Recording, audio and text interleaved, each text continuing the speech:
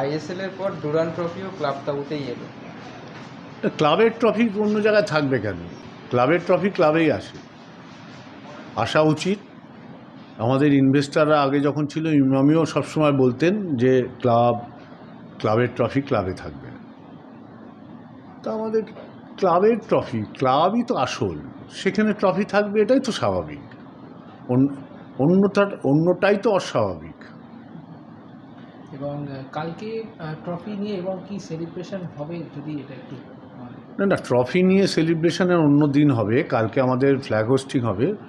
সভ্য সমর্থকরা যারা থাকবে, তাদের সাংবাদিক বন্ধুরা থাকবে, তাদের মিষ্টি মুখ করানো হবে।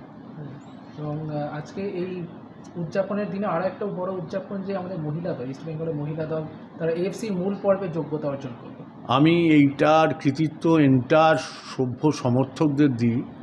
তারা আমাদের এই ব্যাড টাইমে ছিল, এবং পাশাপাশি ইমামিকেও দিই যে আমরা ভারতবর্ষ তথা এশিয়াতে কোনো টিম আজ অবধি একসাথে মেয়ে এবং ছেলে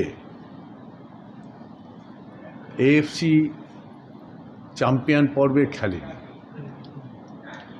এইটা মনে হচ্ছে আমাদের ক্লাবের দেশের ইতিহাস হলো।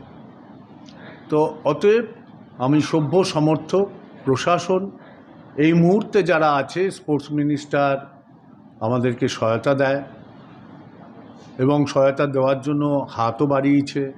চিফ মিনিস্টার, সেও আমাদের হয়ে সহায়তা করবার চেষ্টা করছেন। আমরা বিশ্বাস করি কয়েকদিনের ভিতরে আমাদের সেই সমস্যাটাও মিটে যাবে। Extra time.